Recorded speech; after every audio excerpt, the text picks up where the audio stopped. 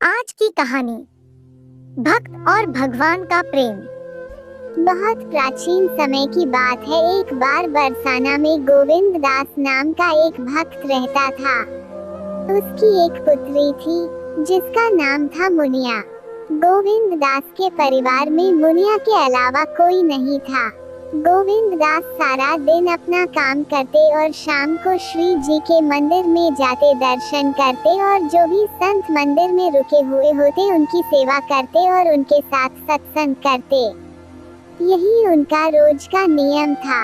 एक बार एक संत ने गोविंद दास से कहा, भैया हमें नंदगांव जाना है, हमारे पास सामान ज्यादा है और हमें रास्ता भी नहीं मालूम, तो तुम हमें नंदगांव पहुंचा सकते हो क्या? गोविंद दास बोले, महाराज ये तो मेरा सौभाग्य है। गोविंद दास ने हाँ भर ली। शाम को गोविंद दास अपनी बेटी से बोला, मुझे एक संत को नंदगांव छोड़ने जाना है, दिन चने तक आ जाऊंगा, प्रतीक्षा मत करना।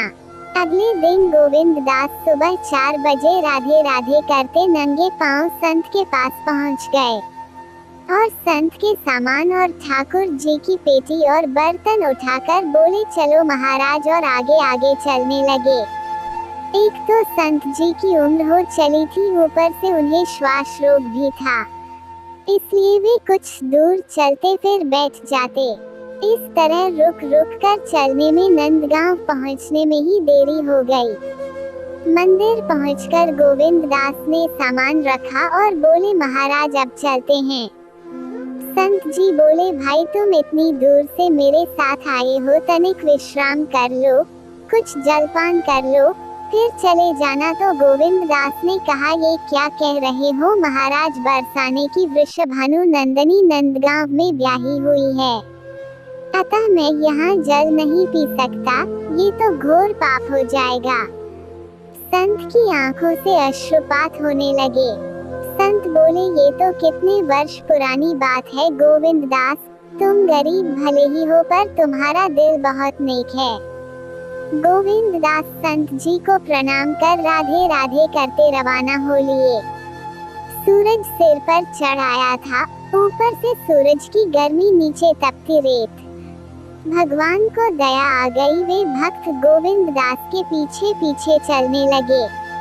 एक पेड़ की छाया में गोविंद दास रुके और वहीं मूर्छित होकर गिर पड़े।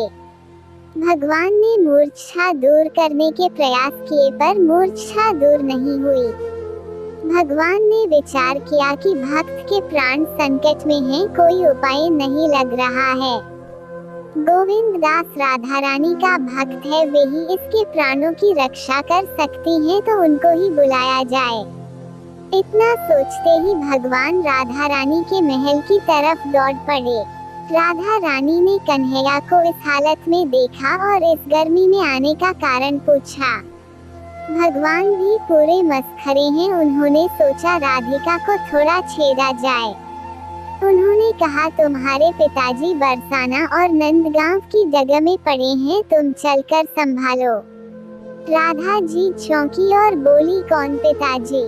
भगवान ने सोचा विलंब करना ठीक नहीं है, भक्त के प्राण संकट में हैं, इसलिए राधा को सारी बात समझाए और चलने को कहा। यह भी कहा कि तुमको गोविंद दास की बेटी के रूप में भोजन जल लेकर चलना है।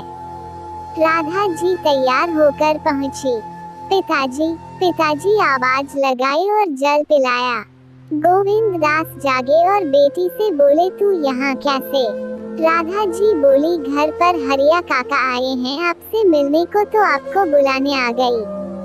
आते आते भोजन भी ले आई हूँ, आप भोजन कर लीजिए। गोविंद दास भोजन लेने लगे तो राधा जी ने कहा, मैं घर पर मेहमानों को संभालती हूँ, आप आ जाना। कुछ दूरी के बाद राधा रानी अदृश्य हो गईं। गोविंद दास ने ऐसा भोजन कभी नहीं पाया। शाम को घर आकर गोविंद दास बेटी के चरणों में गिर पड़े। बेटी ने कहा, आप ये क्या कर रहे हैं? गोविंद दास ने कहा, आज तुमने भोजन जल लाकर मेरे प्राण बचा लिए, नहीं तो आज मेरे प्राण ही निकल गए होते। बेटी ने कहा, मैं तो कहीं गई ही नहीं पिताजी। गोविंद दास ने कहा, अच्छा बता हरिया कहाँ है। बेटी ने कहा, हरिया काका तो नहीं आए हैं, लेकिन आप उनके बारे में क्यों पूछ रहे हो। अब गोविंद दास के समझ में सारी बात आई। उसने मुनिया से कहा कि आज तुम्हारे ही रूप में राधा रानी आई थी मुझे भोजन और जल देने। भाव विभोर हो गए गोविंद दास।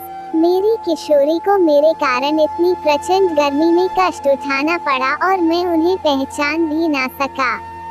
अब तो मेरे जीवन की बस एक ही आस है कि मुझे कब फिर से श्री राधा रानी के दर्शन मिलेंगे। तो बोलो भक्तों, राधा रानी की जय हो। जय श्री श्याम।